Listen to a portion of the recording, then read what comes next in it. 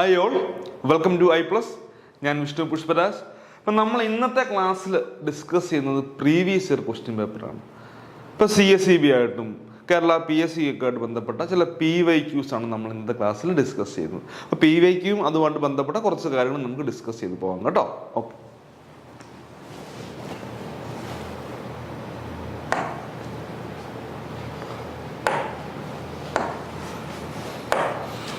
ഇപ്പോൾ വളരെ പ്രധാനപ്പെട്ട ഒരുപാട് തവണ കേരള PSCക്ക് ആയിക്കോട്ടെ CSEBക്ക് ആയിക്കോട്ടെ എല്ലാ രീതിയിലും ചോദിച്ചൊരു ചോദ്യമാണ്.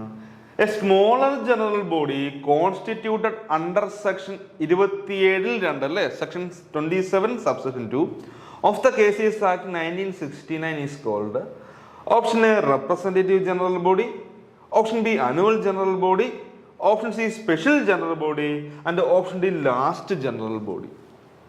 ഓക്കെ, അപ്പൊ എന്താണ് സെക്ഷൻ 27(2) പറയുന്നത്? 27 സബ്സെക്ഷൻ 2 അല്ലെ, വകുപ്പ് 27 ഉപവകുപ്പ് 2 പറയുന്ന ആ ഒരു ജനറൽ ബോഡി പൊതുയോഗം ഏതെന്നാ പറയുക.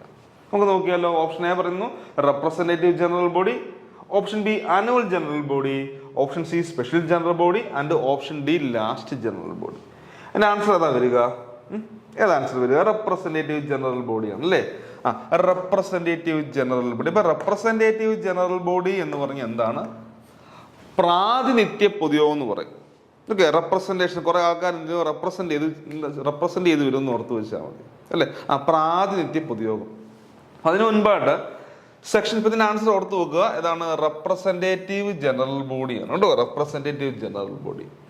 നമ്മൾ സെക്ഷൻ 27 പഠിക്കുന്നുണ്ട് ഫൈനൽ അതോറിറ്റി. ഒരു സംഘത്തിന്റെ ഫൈനൽ അതോറിറ്റി അത് ആരാണ്? ഫൈനൽ അതോറിറ്റി അല്ലെങ്കിൽ പരമാധികാരം. ഫൈനൽ അതോറിറ്റി അല്ലെങ്കിൽ എന്താ പറയാ, പരമമായ അധികാരം, ഏറ്റവും എല്ലാ കാര്യങ്ങളും ഫൈനലായിട്ട് തീരുമാനം എടുക്കുന്നതാണെന്ന് ചോദിച്ചാൽ അത് സംഘത്തിന്റെ പൊതുയോഗമാണ്, ജനറൽ ബോഡിയാണ്. അതാണ് സെക്ഷൻ 27 പറയുന്നത് final authority of A cooperative society. ഒരു സംഘത്തിന്റെ ഫൈനൽ അതോറിറ്റി അല്ലെങ്കിൽ പരമമായ അധികാരം അത് അതിന്റെ പൊതുയോഗത്തിന്റെ കയ്യിലായിരിക്കും. അപ്പോൾ അവരവിടെ വീണ്ടും പറയുകയാണ് സെക്ഷൻ 27(2) പറയുന്നത് എന്താണ്? റെപ്രസെന്റേറ്റീവ് ജനറൽ ബോഡിയാണ്. ഓക്കെ, 27(2) പറയുന്നത്. അപ്പൊ അത് തന്നെയാണ് റൂള് 34 കേട്ടോ. റൂള് 34 പറയുന്നത് റെപ്രസെന്റേറ്റീവ് ജനറൽ ബോഡി പ്രാതിനിധ്യ പൊതുയോഗം എന്ന് ഓർത്ത് പോകുക. അതായത് സാധാരണ ഒരു ജനറൽ ബോഡിയുടെ, നമുക്കറിയാം വലിയ വലിയ സംഘങ്ങളൊക്കെ ആയി കഴിയുമ്പോൾ എന്താണ് ജനറൽ ബോഡി എല്ലാവരും കൂടെ ഉൾപ്പെടുത്തുക എന്ന് പറയാൻ വളരെ ബുദ്ധിമുട്ടുള്ള കാര്യം. അപ്പൊ അവിടെ നിന്ന് ഒരു റെപ്രസെന്റേറ്റീവ് ജനറൽ ബോഡി ഉണ്ടാകും. നമുക്കൊരു കണ്ടീഷൻ നോക്കാം. അപ്പൊ അതിനെ ഓർക്കേണ്ടത്, ഒരു റെപ്രസെന്റേറ്റീവ് ജനറൽ ബോഡിക്ക് നമ്മുടെ മെയിൻ ജനറൽ ബോഡി അല്ലെ, നമ്മുടെ മെയിൻ ജനറൽ ബോഡിയുടെ എല്ലാ അധികാരങ്ങളും ഉണ്ടായിരിക്കും, 2 എണ്ണം ഒഴികെ. മനസ്സിലാവുന്നുണ്ടല്ലോ? ഒരു റെപ്രസെന്റേറ്റീവ് ജനറൽ ബോഡിക്ക് സാധാരണ എന്താണ്? സാധാരണയുള്ള നമ്മുടെ മെയിൻ ജനറൽ ബോഡിയുടെ എല്ലാ അധികാരങ്ങളും ഉണ്ട് എക്സെപ്റ്റ് 2. ഏതൊക്കെയാണ് എക്സെപ്റ്റ് 2? ഒന്ന് പറയുന്നു ബൈലോ അമെന്റ്മെന്റ് കേട്ടോ. ബൈലോ അമെന്റ് ചെയ്യാനുള്ള അധികാരം റെപ്രസെന്റേറ്റീവ് ജനറൽ ബോഡിക്ക് ഇല്ല.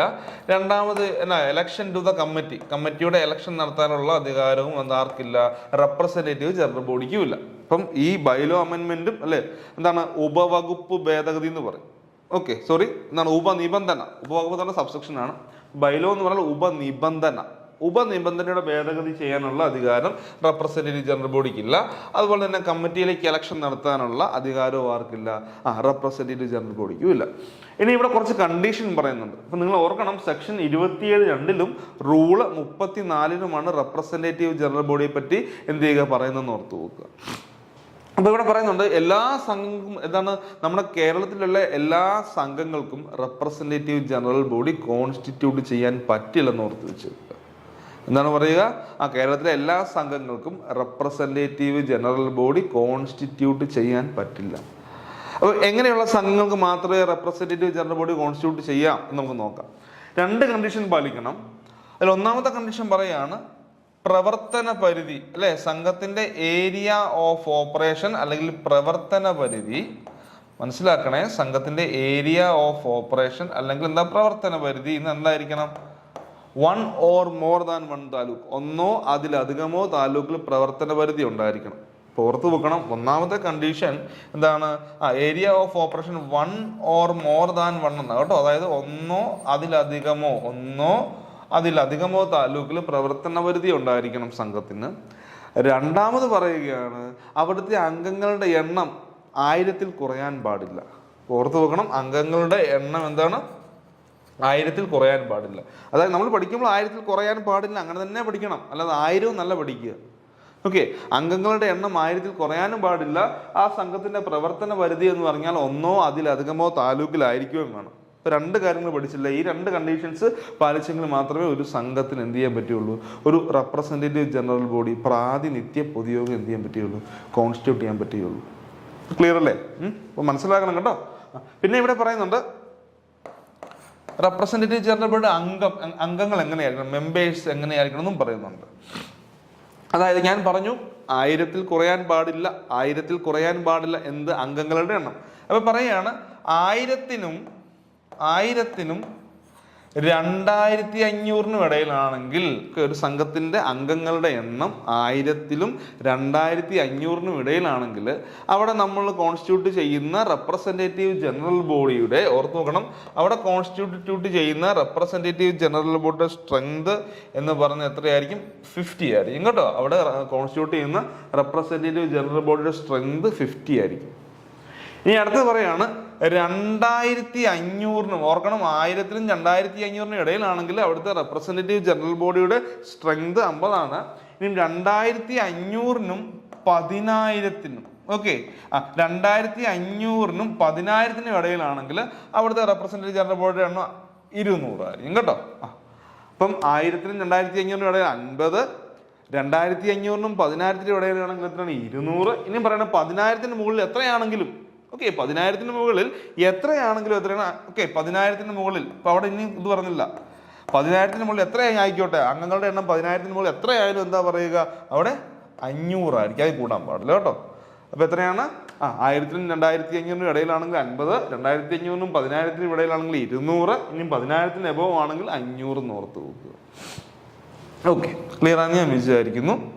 ഇത് ക്ലിയർ ആയെന്ന് വിചാരിക്കുന്നു. സ്റ്റേറ്റ് കോഓപ്പറേറ്റീവ് ഇലക്ഷൻ കമ്മീഷൻ തന്നെയാണ് റെപ്രസെന്റേറ്റീവ് ജനറൽ ബോഡിക്കുള്ള ഇലക്ഷൻ നടത്തുക എന്ന് ഓർത്ത് നോക്കുക. ആരാണ്? സ്റ്റേറ്റ് കോഓപ്പറേറ്റീവ് ഇലക്ഷൻ കമ്മീഷൻ തന്നെയാണ് റെപ്രസെന്റേറ്റീവ് ജനറൽ ബോഡിയുമായി ബന്ധപ്പെട്ട എന്ത് നടത്തുക, ഇലക്ഷൻ കണ്ടക്ട് ചെയ്യുക എന്ന് ഓർത്ത് നോക്കുക. ഓക്കെ, അപ്പൊ ജസ്റ്റ് ഒരു കാര്യം മനസ്സിലാക്കി കേട്ടോ. അപ്പൊ നമ്മൾ ഓരോ കാര്യങ്ങളും പഠിക്കുമ്പോഴും അതുമായി ബന്ധപ്പെട്ട എല്ലാ കാര്യങ്ങളും പഠിച്ചു. ഇപ്പൊ നമ്മളിപ്പോൾ ഒരു ക്വസ്റ്റ്യൻ പഠിച്ചു, അതുമായിട്ട് ബന്ധപ്പെട്ട റെപ്രസെന്റേറ്റീവ് ജനറൽ ബോഡിയായിട്ട് ബന്ധപ്പെട്ട അത്യാവശ്യം ചില കാര്യങ്ങളൊക്കെ നമ്മൾ പഠിച്ചു പോയെന്ന് ഓർത്ത് നോക്കുക. ഓക്കെ അല്ലേ? ക്ലിയർ അല്ലേ? ഓക്കെ, നമുക്ക് അടുത്ത ചോദ്യത്തിലേക്ക് പോവാം അല്ലേ.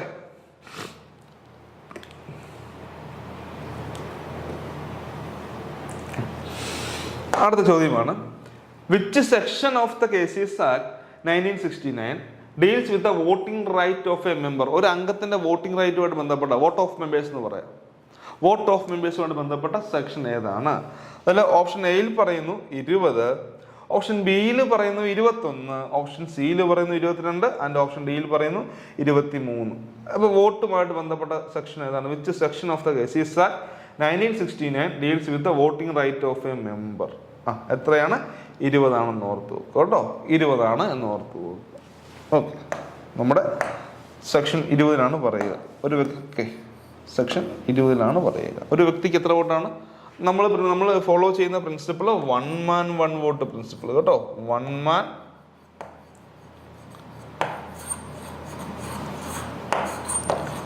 ഒരു വ്യക്തിക്ക് ഒരു വോട്ട്. എത്ര ഷെയർ കൈവശം വെക്കുന്നത് നോക്കില്ല. ഒരു വ്യക്തി, ഫോർ എക്സാമ്പിൾ, ഇപ്പോൾ ഒരാളുടെ 5000 ഷെയർ ഉണ്ടെന്ന് വിചാരിക്കുക. ഒരാളുടെ കയ്യിൽ 10,000 രൂപയുടെ ഷെയർ ഉണ്ട്, ഒരാളുടെ കയ്യിൽ 100 രൂപയുടെ ഷെയറേ ഉള്ളൂ. അപ്പം ഇവർക്കെല്ലാം എന്താണ് വോട്ടിംഗ് റൈറ്റ് ഒരുപോലെ ഉള്ളൂ അല്ലേ? എല്ലാവർക്കും എന്താ പറയുക? 1 man, ഒരു വ്യക്തിക്ക് ഒരു വോട്ട് എന്ന് ഓർത്ത് നോക്കുക. ഒരു വ്യക്തിക്ക് ഒരു വോട്ട് എന്ന് ഓർത്ത് നോക്കുക. പിന്നെ വോട്ട് ചെയ്യാൻ അവകാശമുള്ളത് സംഘത്തിന്റെ എ ക്ലാസ് മെമ്പേഴ്സിനാണ്. ഇലക്ഷനുമൊക്കെയായിട്ട് ബന്ധപ്പെട്ട് വോട്ട് ചെയ്യാൻ അവകാശമുള്ള സംഘത്തിന്റെ എ ക്ലാസ് മെമ്പേഴ്സിനാണ്. സംഘത്തിന്റെ പ്രവർത്തന പരിധിക്കുള്ളിൽ വരുന്ന അംഗങ്ങൾക്കാണ് എന്ന് ഓർത്ത് നോക്കുക. ക്ലിയർ അല്ലേ? അത് വലിയ അധികം നമ്മൾ പറഞ്ഞ കാര്യമില്ല അല്ലേ? വോട്ടിംഗ് എല്ലാവർക്കും അറിയാം, വോട്ട് ഓഫ് മെമ്പേഴ്സ് അറിയാവുന്നതാണ്. അടുത്തൊരു ചോദ്യമാണ്, who is the author of the famous book towards cooperative Commonwealth? മക്കളെ ഒരുപാട് തവണ ചോദിച്ചൊരു ചോദ്യമാണ് കേട്ടോ. ഒരുപാട് തവണ ചോദിച്ചൊരു ചോദ്യമാണ്. എന്താ ചോദ്യം? Who is the author of the famous book towards cooperative Commonwealth? Option എയിൽ പറയുന്നു VL മെഹ്ത്ത, വൈകുണ്ഠലാൽ മെഹ്ത്ത. ബിയിൽ പറയുന്നു DR Gadgil, C Jawaharlal Nehru, option D DG Kharg. അപ്പൊ ഏതാണ് ആൻസർ വരിക? DR ഗാഡ്ഗിൽ ആണേ. Who is the author of the famous book towards cooperative Commonwealth എഴുതിയത് ആരാണ്? D.R. ഗാഡ്ഗിൽ. D.R. ഗാഡ്ഗിൽ എന്ന് ഓർത്ത് നോക്കുക. D.R. ഗാഡ്ഗിലാണ് എന്ത് ചെയ്യുക, ഫേമസ് ബുക്കായിട്ടുള്ള ടുവേർഡ്സ് കോപ്പറേറ്റീവ് കോമൺവെൽത്ത്. ഒന്ന് ഓർത്തേക്കണം കേട്ടോ. ഒരുപാട് തവണ ഇവരുടെ ഈ ക്വസ്റ്റ്യൻസ് നമ്മൾ റെപ്പറ്റേറ്റീവ് ആയിട്ട് കാണുന്നുണ്ട്. Towards cooperative Commonwealth.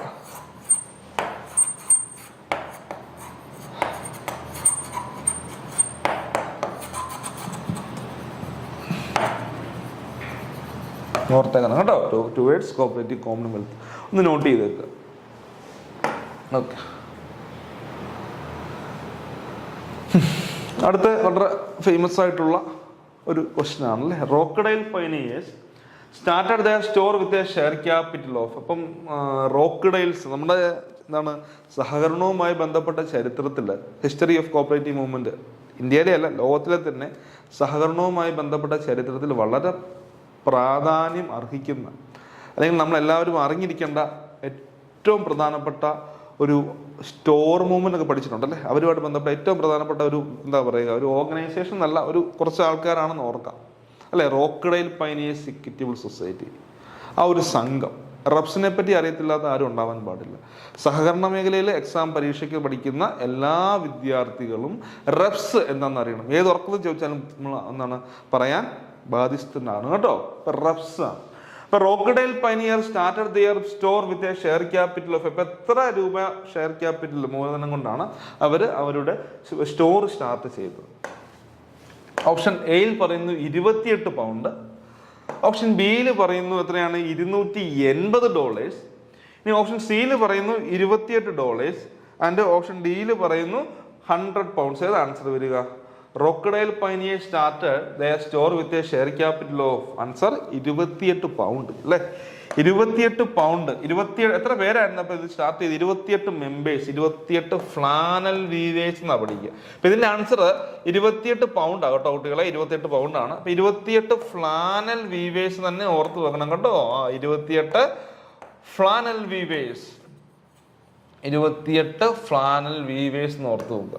അപ്പൊ ഇതിൽ ഏറ്റവും പ്രധാനപ്പെട്ട കുറച്ച് കാര്യങ്ങളാണ് നമ്മൾ ഇനി പഠിക്കാൻ പോകുന്നത്, റെപ്സുമായിട്ട് ബന്ധപ്പെട്ട്. ഇപ്പൊ നമ്മൾ സഹകരണ മേഖലയിൽ അല്ലേ, നമ്മൾ കോപ്പറേറ്റീവ് മൂവ്മെന്റ് എന്ന് പറയും, അതാണ് കറക്റ്റ് അല്ലേ, സഹകരണ പ്രസ്ഥാനങ്ങൾ. ഇപ്പൊ ലോകത്തിലെ സഹകരണ പ്രസ്ഥാനങ്ങളിൽ ആദ്യമായിട്ട് first cooperative society in the world എന്ന് ചോദിച്ചാൽ 1761 ഫോം ചെയ്തിട്ടുള്ള ഏതാണ്? ഫെൻവിക് വീവേഴ്സ് ആണ്. അതാണ് ഫെൻവിക് കേട്ടോ. ഫെൻവിക് വീവേഴ്സ് കോപ്പറേറ്റീവ് സൊസൈറ്റി. വർഷം ഓർത്ത് നോക്കണം, 1761 ചില പുസ്തകങ്ങളിൽ 1760 കാണുന്നുണ്ട്, അത് തെറ്റാണ്. 1761 ഫെൻവിക് വീവേഴ്സ് അവരുടെ എന്ത് ചെയ്യുക, ബിസിനസ് സ്റ്റാർട്ട് ചെയ്യില്ല, ഫെൻവിക് വീവേഴ്സ് സംഘം സ്റ്റാർട്ട് ചെയ്യുന്ന ഓർത്ത് നോക്കും. പക്ഷെ ഇതെന്ത് ചെയ്തില്ല, ഇത് സക്സസ് ആയില്ല, ഇത് ഫെയിലായി പോയി. ഇത് ഫെയിലായി 1761. അപ്പൊ അതിനുശേഷം എന്ത് ചെയ്യണം, ഒരുപാട് സംഘങ്ങൾ വന്നു. പക്ഷെ ഇതെല്ലാം എന്തായി പോവുകയാണ്, നമുക്ക് എല്ലാം ഫെയിലായി പോവാണ് അല്ലേ. ഫെയിലായി പോവുകയാണ്. അപ്പൊ അങ്ങനെ കുറെ വർഷങ്ങൾ കഴിഞ്ഞു. അങ്ങനെ 1848 ഡിസംബർ കേട്ടോ, 1844 ഡിസംബർ 21 ഒരു സംഘം വരികയാണ്. ഇതിനു മുമ്പ് ഇവര് ഫ്രണ്ട്ലീസ് ആയിട്ട് വരുന്നുണ്ട്. നമ്മൾ പഠിക്കേണ്ടത് ഈ ഒരു കാര്യം മാത്രമാണ്. 21/12/1844 റോക്കഡൈൽ ഇക്വിറ്റബിൾ പൈനിയർ സംഘം രൂപീകൃതമാകുന്നത്. ഓക്കെ, റബ്സ് രൂപീകൃതമാകുന്നത് എന്നാണ് നമ്മൾ പഠിക്കേണ്ടത്. നമുക്ക് പഠിക്കേണ്ട വർഷം ഇതാണ്. അവർ ബിസിനസ് സ്റ്റാർട്ട് ചെയ്ത വർഷം 21/12/1844 എന്ത് ചെയ്യുകയാണ്, ഇവർ ഫോം ചെയ്തു. അപ്പൊ എന്തുകൊണ്ടാണ് ഇവർക്ക് ചരിത്രത്തിൽ ഇത്രത്തോളം പ്രാധാന്യം എന്ന് ചോദിച്ചാൽ, they are the first successful cooperative society in the world എന്ന് പറയാം. ഞാൻ പറഞ്ഞു 1761 വന്ന ഫെൻവിക് വന്നു, ഫെയിലായി. അതിനുശേഷം ഒരുപാട് സംഘങ്ങൾ വന്നു, ഇതെല്ലാം ഫെയിലായി. പക്ഷെ റോക്കഡൈൽസ് എന്ത് ചെയ്തു, അവർ സക്സസ് ആയി. So they are known as എന്താണ്, the first successful cooperative society in the world. ലോകത്തിലെ തന്നെ ആദ്യത്തെ സക്സസ് ആയിട്ടുള്ള കോപ്പറേറ്റീവ് സംഘമാണ് എന്താണ് നമ്മുടെ റോക്കഡൈൽ ഇക്വിറ്റബിൾ പൈനിയർ സൊസൈറ്റി എന്ന് പറയുക. ഓക്കെ, ഇവരാണ് ലോകത്തിലെ ആദ്യത്തെ സക്സസ് ആയവരാണ്. അപ്പൊ ചരിത്രത്തിൽ അവർക്ക് അതിൻ്റെതായ പ്രാധാന്യമുണ്ട്. അപ്പോൾ അവർ സക്സസ് ആവാനുള്ള കാരണം എന്താ? ബാക്കിയുള്ള ആൾക്കാർ വന്ന് അവരെല്ലാം ഫെയിൽ ആകുകയും ഇവർ സക്സസ് ആകാനും ആയിട്ടുള്ള കാരണം എന്താണ്? എന്താ അവർ സക്സസ്? നിങ്ങൾ ആലോചിച്ച് നോക്കിയിട്ടുണ്ടോ? എന്താണ്? അവര് കോപ്പറേറ്റീവ് പ്രിൻസിപ്പിൾസ് ഫോളോ ചെയ്തിരുന്നു കേട്ടോ. എന്താണ്? സഹകരണ തത്വങ്ങൾ. കോപ്പറേറ്റീവ് പ്രിൻസിപ്പിൾസ് അവർ ഫോം ചെയ്തു നമ്മൾ കോപ്പറേറ്റീവ് പ്രിൻസിപ്പിൾസിന്റെ ഒരു മൊഡ്യൂൾ പഠിക്കാനുണ്ട് കേട്ടോ, അതൊന്നും ഓർത്തേക്കണം. ഞാനിവിടെ ജസ്റ്റ് പറയുന്നേ ഉള്ളൂ. ഒരു കോപ്പറേറ്റീവ് പ്രിൻസിപ്പിൾ ഫോം ചെയ്തു. അപ്പോൾ വീണ്ടും ഇവിടെ സംശയം വരികയാണ്, ഏത് വർഷമാണ് അവർ കോപ്പറേറ്റീവ് പ്രിൻസിപ്പിൾസ് ഫോം ചെയ്യുന്നത് ചോദിച്ചാൽ അത് 1860 കേട്ടോ. ചില പുസ്തകങ്ങൾ 1844 അങ്ങനെയല്ല, കാരണം 1844 അവർ ഫോം ചെയ്തതേ ഉള്ളൂ. പക്ഷെ 1860 അവരുടെ ജനറൽ ബോഡി കേട്ടോ, 1860 അവരുടെ ജനറൽ ബോഡി, അവരുടെ റബ്സിന്റെ ജനറൽ ബോഡിയിൽ വെച്ചാണ് അവർ ഈ പ്രിൻസിപ്പിൾസ് ഇൻട്രൊഡ്യൂസ് ചെയ്തത്. അപ്പോൾ 1860 അവർ പ്രിൻസിപ്പിൾസ് ഇൻട്രൊഡ്യൂസ് ചെയ്യുന്നത്. ഓക്കെ, ഇത്തരം കാര്യങ്ങൾ പഠിക്കുക. ഇനിയും പഠിക്കാനുണ്ടോ, അവരെ പറ്റി പഠിക്കാനുള്ള ഇനിയുണ്ട്. ഓക്കെ, അവരുടെ അവർക്ക് ഫസ്റ്റ് പ്രസിഡന്റും ഉണ്ട്, ഫസ്റ്റ് ടെമ്പററി പ്രസിഡന്റും ഉണ്ട് കേട്ടോ. ഫസ്റ്റ് പ്രസിഡന്റും ഉണ്ട്, ഫസ്റ്റ് ടെമ്പററി പ്രസിഡന്റ്. ആദ്യം അവർക്ക് ഒരു ടെമ്പററി പ്രസിഡന്റ് ആയിരുന്നു. ആരാണ്? മൈൽസ് ആഷ്വർത്ത് ആണ് കേട്ടോ.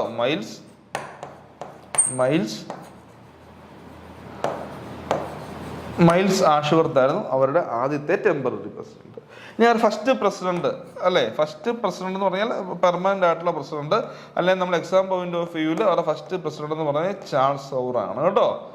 ചാൾസ്, CHARLES HOWRAH എന്ന് പറയാം, TH എന്ന് പറയാം. ഇപ്പൊ ചാൾസ് സൗറയാണ് അവരുടെ first president. First secretary James Daly കേട്ടോ. ഫസ്റ്റ് സെക്രട്ടറി ജെയിംസ് ഡാലി ആണെന്ന് ഓർക്കുക. അപ്പം അങ്ങനെ കുറച്ച് കാര്യങ്ങൾ നമ്മൾ റബ്സിനെ പറ്റി പഠിക്കണം. പിന്നെ ഫ്രണ്ട്ലി സംഘങ്ങളെ പറ്റി പഠിക്കണം. അവരുടെ തന്നെ കുറച്ച് കാര്യങ്ങൾ പഠിക്കാനുണ്ട്. അതിൽ പ്രധാനപ്പെട്ട കാര്യങ്ങൾ ഞാൻ പറഞ്ഞത് നിങ്ങളൊന്ന് മനസ്സിലാക്കി വെച്ചേക്കുക. ഓക്കെ, ഇനിയും പറയുകയാണ്, all cooperative societies accepting deposit will have to maintain. അപ്പം ഡെപ്പോസിറ്റ് സ്വീകരിക്കുന്ന സംഘങ്ങൾ എന്ത് മെയിൻറ്റെയിൻ ചെയ്യണം? ഡെപ്പോസിറ്റ് സ്വീകരിക്കുന്ന സംഘങ്ങൾ ഓപ്ഷൻ എയിൽ പറയുന്നു സിങ്കിങ് ഫണ്ട്, ഓപ്ഷൻ ബിയിൽ പറയുന്നു സ്റ്റോക്ക് രജിസ്റ്റർ, ഓപ്ഷൻ സിയിൽ പറയുന്നു റിസർവ് ഫണ്ട്, ആൻഡ് ഓപ്ഷൻ ഡിയിൽ പറയുന്നു ഫ്ലൂയിഡ് റിസോഴ്സ്. ഇപ്പോൾ ഡെപ്പോസിറ്റ് സ്വീകരിക്കുന്ന സംഘങ്ങൾ എന്ത് ക്രിയേറ്റ് ചെയ്യണം മക്കളെ? എന്ത് മെയിൻറ്റെയിൻ ചെയ്യണം? ഓപ്ഷൻ ഏത് ആൻസർ വരിക? ഓപ്ഷൻ ഡി, ഫ്ലൂയിഡ് റിസോഴ്സ് അല്ലേ.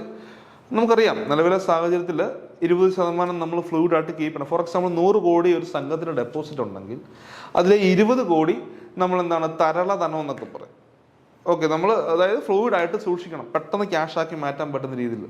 ഓക്കെ, ഏറ്റവും പെട്ടെന്ന് ക്യാഷ് ആയിട്ട് മാറ്റാൻ പറ്റുന്ന രീതിയിൽ നമ്മൾ ഫ്ലൂയിഡ് ആയിട്ട് കീപ്പ് ചെയ്യണം. സാധാരണ സംഘങ്ങൾ ഫ്ലൂയിഡ് ആയിട്ട് കീപ്പ് ചെയ്യുന്ന അവരുടെ ഫിനാൻഷ്യൽ ബാങ്കിൽ കൊണ്ട് FD ഇടുകയോ അല്ലെങ്കിൽ ഡെപ്പോസിറ്റ് ചെയ്യുന്ന ഓർത്ത് വെക്കും. അപ്പോൾ ഫ്ലൂയിഡ് കീപ്പ് ചെയ്യണം, കാരണം ആൾക്കാർ പൈസ ചോദിച്ചു വന്നാൽ കൊടുക്കണ്ടേ.